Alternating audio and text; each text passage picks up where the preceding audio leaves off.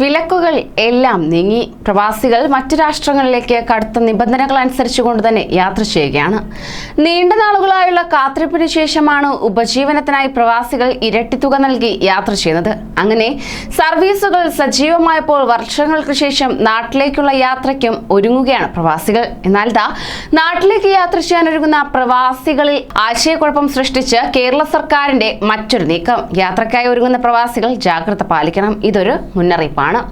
നമസ്കാരം, പ്രവാസി മലയാളിയിലേക്ക് സ്വാഗതം. പ്രവാസി വാർത്തകൾക്കായി ഈ ചാനൽ സബ്സ്ക്രൈബ് ചെയ്യൂ.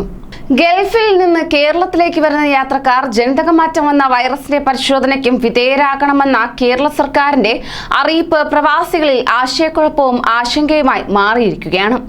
ആരോഗ്യമന്ത്രി വീണ ജോർജാണ് കഴിഞ്ഞ ദിവസം ഇത്തരത്തിൽ ഒരു അറിയിപ്പ് പുറത്തിറക്കിയത്. UK-യിൽ നിന്ന് വരുന്ന യാത്രക്കാർക്ക് ഒക്ടോബർ 4 മുതൽ അധിക നിയന്ത്രണങ്ങൾ ഏർപ്പെടുത്തി കേന്ദ്ര ആരോഗ്യ മന്ത്രാലയം ഉത്തരവിറക്കുകയുണ്ടായി.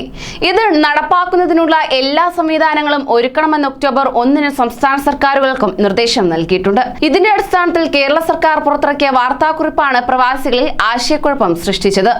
അന്താരാഷ്ട്ര യാത്രക്കാർക്കുള്ള മാർഗനിർദ്ദേശങ്ങൾ കേന്ദ്ര ആരോഗ്യ മന്ത്രാലയം പുതുക്കിയതായാണ് വാർത്താക്കുറിപ്പിൽ വ്യക്തമാക്കിയിട്ടുള്ളത്. ഇതനുസരിച്ച് സൗത്ത് ആഫ്രിക്ക, ബ്രസീൽ, യൂറോപ്പ് എന്നിവിടങ്ങളിൽ നിന്ന് വരുന്ന യാത്രക്കാർക്ക് 7 ദിവസത്തെ നിർബന്ധിത ക്വാറന്റീനും ഉണ്ടാകുമെന്ന് വ്യക്തമാക്കി. എല്ലാ അന്താരാഷ്ട്ര യാത്രക്കാരും എയർപോർട്ടിലെത്തുമ്പോൾ RT-PCR പരിശോധന നടത്തിയിരിക്കണം. ബാക്കിയുള്ള രാജ്യങ്ങളിൽ നിന്ന് വരുന്നവരുടെ എയർപോർട്ടിൽ നിന്നുള്ള RT-PCR പരിശോധന നെഗറ്റീവ് ആണെങ്കിൽ 14 ദിവസത്തെ സ്വയം നിരീക്ഷണം വേണ്ടതാണ്. എന്തെങ്കിലും രോഗലക്ഷണങ്ങളുള്ളവർ ഉടൻ തന്നെ RT-PCR പരിശോധന നടത്തണം എന്നും അധികൃതർ വ്യക്തമാക്കി. ഇതുകൂടാതെ UK, south Africa, Brazil, Europe, middle east, Bangladesh, Botswana, China, Mauritius, New Zealand, Zimbabwe തുടങ്ങിയ രാജ്യങ്ങളിൽ നിന്ന് വരുന്നവരുടെ സാമ്പിളുകൾ ജനിതകമാറ്റം വന്ന വൈറസിന്റെ പരിശോധനയ്ക്കായി അയക്കേണ്ടതാണെന്നും വാർത്താക്കുറിപ്പിൽ പറയുകയുണ്ടായി. അങ്ങനെ പുതിയ അറിയിപ്പ് പ്രവാസികൾക്കിടയിൽ വലിയ ചർച്ചയായതോടെ വിവിധ സംഘടനാ നേതാക്കൾ വിഷയത്തിൽ ഇടപെട്ടുകൊണ്ട് രംഗത്തെത്തുകയുണ്ടായി.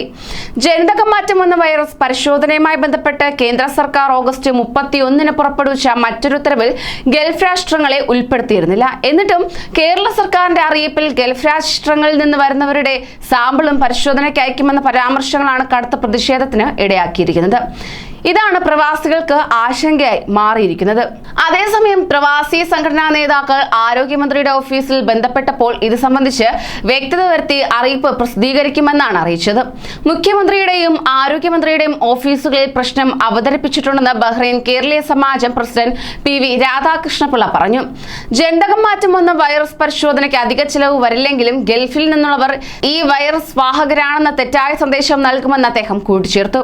പുതിയ നിർദ്ദേശം സംബന്ധിച്ച് പ്രവാസികളുടെ ആശങ്ക ആരോഗ്യമന്ത്രിയുടെ ഓഫീസിൽ അറിയിച്ചതായി പ്രവാസി കമ്മീഷൻ അംഗം സുബൈർ കണ്ണൂരും പറഞ്ഞു.